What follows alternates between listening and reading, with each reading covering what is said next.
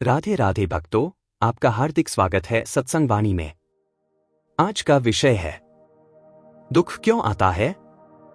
क्या भगवान हमें सजा दे रहे हैं?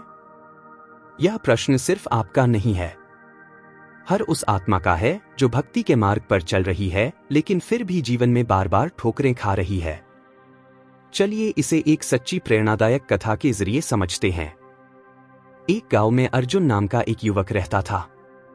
वो बचपन से ही भगवान श्री कृष्ण का भक्त था। हर दिन वह जल्दी उठकर स्नान करता, साफ वस्त्र पहनता और तुलसी दल चढ़ाकर प्रेम से कहता, हे नाथ, बस आपकी कृपा बनी रहे। उसकी आंखों में भक्ति थी और जीवन में सरलता। वो दूसरों की मदद करता, अपने माता पिता की सेवा करता और अपना छोटा सा व्यवसाय भी ईमानदारी से चलाता। लेकिन एक समय ऐसा आया जब जीवन ने अचानक करवट ली।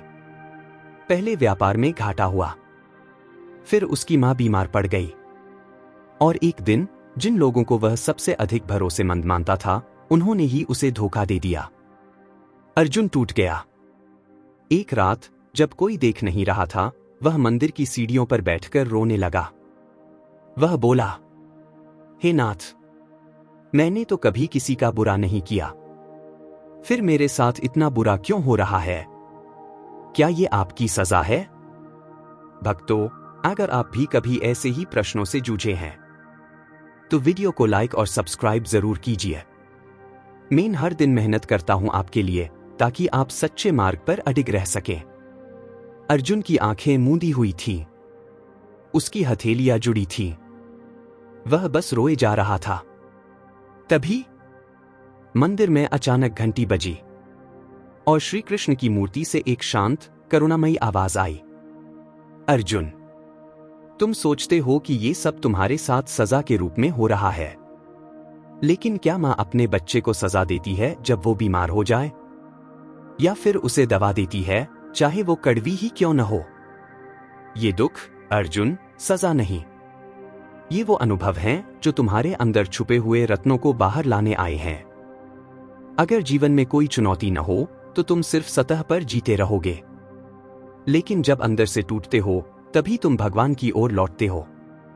अर्जुन की आंखें खुली, चेहरे पर आंसू थे, लेकिन अब वो निराशा के नहीं, समझ के आंसू थे। उसने कहा, हे कृष्ण, अब समझ आया, आप मुझे सजा नहीं दे रहे, बल्कि एक नई दिशा में ले जा रहे हैं। आप मेरे भीतर की शक्ति को जगाना चाहते हैं। भक्तों, यही जीवन का रहस्य है। दुख तब नहीं आता जब भगवान हमसे नाराज होते हैं, बल्कि तब आता है जब वो हमें अपने और पास बुलाना चाहते हैं। हर आंसू, हर ठोकर, हर असफलता एक आह्वान है भीतर की शक्ति को जगाने का।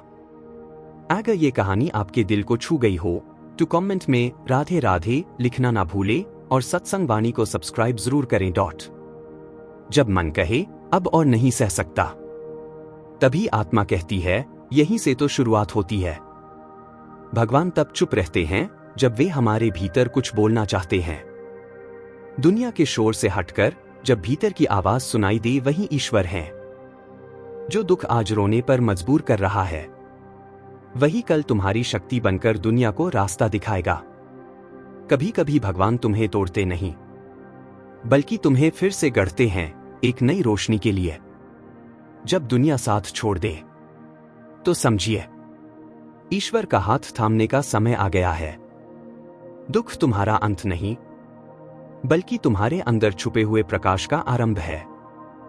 माया की मां, एक मां की आस्था की कथा। उत्तर प्रदेश के एक छोटे से गांव में माया नाम की लड़की और उसकी मां रहती थी।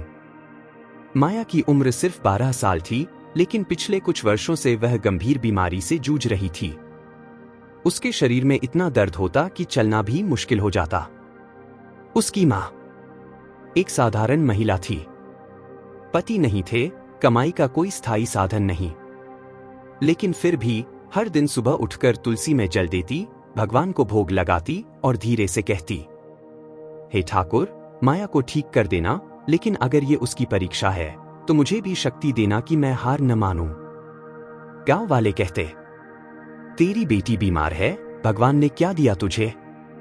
लेकिन वो मुस्कुराकर कहती, भगवान दे रहे हैं विश्वास, धैर्य और भीतर की शक्ति। भक्तों, अगर आप इस कहानी में माँ का विश्वास महसूस कर पा रहे हैं तो एक लाइक जरूर कीजिए और सत्संग वाणी को सब्सक्राइब कर लीजिए। मैं हर कहानी दिल से बनाता हूँ। एक दिन अस्पताल में डॉक्टर ने कहा, अब कुछ नहीं हो सकता, आपकी बेटी कुछ ही दिनों की मेहमान है। यह सुनकर कोई भी मां टूट जाती।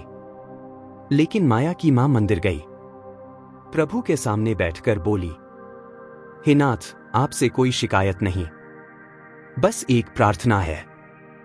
मेरी बेटी भले ही न बचे, लेकिन उसका मन आपको याद करते हुए जाए। वो रात बहुत भारी थी, लेकिन अगली सुबह माया की हालत थोड़ी बेहतर हुई। धीरे धीरे वो पूरी तरह ठीक हो गई। डॉक्टर्स हैरान, गांव वाले चमत्कार कहने लगे, लेकिन उसकी मां बस मुस्कुरा रही थी। भगवान ने मेरी बेटी नहीं, मेरे विश्वास को जीवनदान दिया है, वो बोली। भक्तों, कभी कभी दुख में भी अगर आस्था बनी रहे तो वही दुख एक दिन ईश्वर का प्रसाद बन जाता है। जो सिर दुख में भी प्रभु के आगे झुकता है, उसी सिर पर कृपा बरसती है। जब जीवन में दुख आए तो घबराइए मत, क्योंकि दुख तो वो दर्पण है जो हमें दिखाते हैं कि हम कहाँ खड़े हैं और कहाँ जाना है। भक्तों, अगर यह वीडियो आपके मन को शांति और विश्वास दे सका हो तो कृपया इस सेवा को आगे बढ़ाने में मेरा साथ दें।